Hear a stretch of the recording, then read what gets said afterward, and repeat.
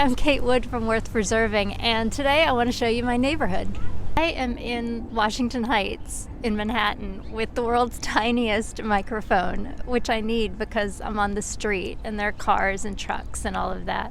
I wanted to tell you a little bit about this very special part of Washington Heights where I spend some of my time when I'm in the city. This area that is sort of George Washington Bridge on the southern end, and the Cloisters, which is the medieval collection of the Metropolitan Museum of Art, on the northern end in Fort Tryon Park.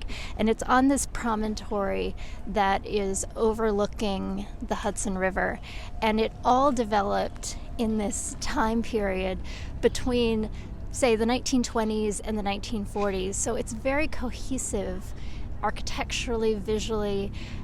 It's just a great neighborhood in terms of design and community, and of course with very easy access to get to my other home, which is upstate New York. So of course my favorite building in this area is 250 Cabrini Boulevard, which is the building that I live in.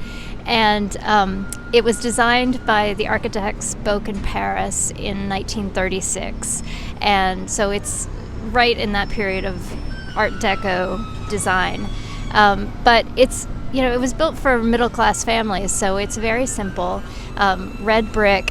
But you see how they've used brick to actually create this texture and interest to the facade, and it's very simple, but it's very effective. And Boak and Paris were also famous for the way that they used cast stone to create these kind of architectural flares.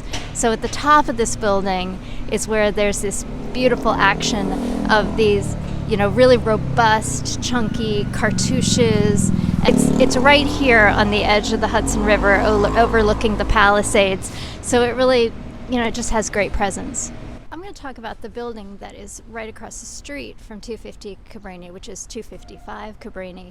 Same architects, almost exactly the same time period, also red brick, but it's just interesting how it's kind of this contrast to the Art Deco style. Still in kind of that streamlined style, but you see another hallmark motif of the architects Boak and Paris, which is the Greek key that's used very sparingly, but on that first or second floor of apartments.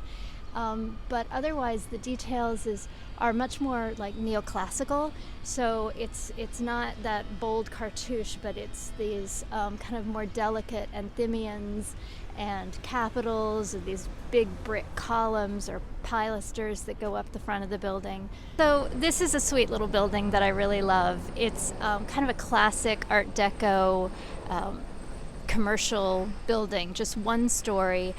They used to call them taxpayers because it just allowed the owner to make money off of land until a building could be built on top of it. So this wasn't necessarily meant to last forever, but at this point it's lasted for like 80 years. The terracotta that is the material that forms the top of here. So below was just, for storefronts. Some storefronts have covered up some of the terracotta detail, but terracotta was it's this material, it's clay that's made in molds, it's fired, it's glazed, and then it's used as kind of these modular decorative building blocks. This is another really special building in our neighborhood that I really like, 200 Pinehurst. I think it's a little earlier than say 250 or 255 Cabrini, but it's got some of the same details. You see it's not all red brick. It's kind of this jazzy combination of different colored bricks. But one of the reasons that I feel that it is earlier than, say, 250 Cabrini Boulevard is the fire escapes. So the fire escapes suggest that the building is not actually a fireproof building, meaning the materials, there are some combustible materials used in it. So you need a way for people to get out. some of the other buildings in the neighborhood that don't have fire escapes are so-called fireproof buildings, meaning they're made of steel and concrete and non-combustible materials. So you see a combination of both building types in this neighborhood. The other similarity between this building and many of the other buildings in the neighborhood are the corner windows. So you see how it's almost defying gravity how the corners of the building have no vertical column. It's all glass. So these are not the original windows. They've been replaced. I can't think of any original corner casement windows still left in this immediate neighborhood, but you should see the old pictures. They're absolutely glorious. So here we are at Hudson View Gardens, which is in the heart of this neighborhood. It's actually one of the first developments up here. So built in 1924, it is a complex of, I think, 15 buildings that span 2 or 3 city blocks. It's enormous, but it is truly gardens. It's these medieval style Tudor revival buildings that kind of enclose these courtyards. It's really spectacular.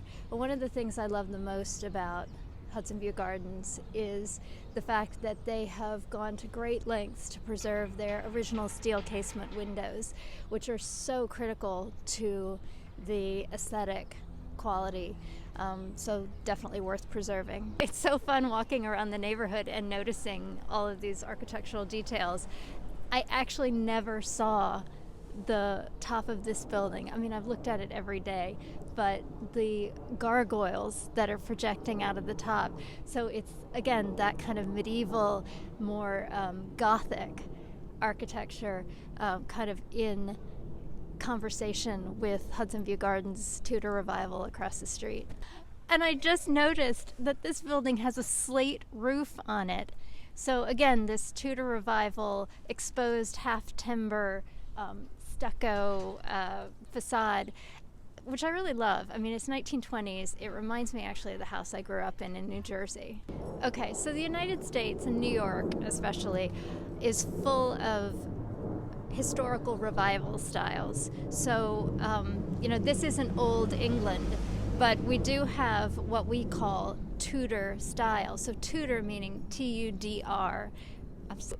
Tudor as in T-U-D-O-R. So referring to, Henry VIII and, that period. So 16th century England.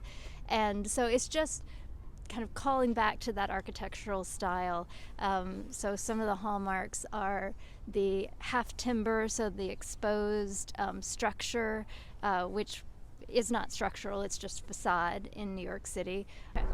So this is one of the later developments in the neighborhood. It's Castle Village, and it is a parade of tall apartment buildings, kind of more in that tower in the park model, going all the way down to 181st Street from 186th Street, and then overlooking the Hudson River that way.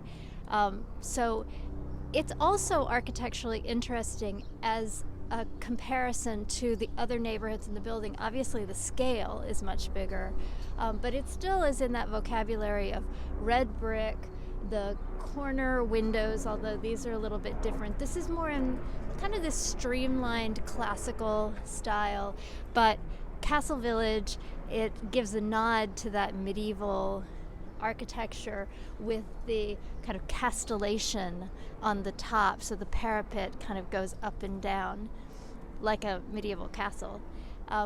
My one criticism of this whole complex is that unfortunately they long ago lost their original windows, and the white vinyl windows really don't do anything for it. This is really fun. It's that same idea of Tudor revival, but it's all in brick. So you've still got that sense of an exposed timber frame, but it's all made out of brick with the stacked brick in the columns and soldiered brick, side by side in the horizontals, and then that cute herringbone pattern in the middle. And then you even have the diagonal braces mimicked in brick with the header or the shorter end of the brick facing outward. Okay, so that's our walk. Thanks for watching.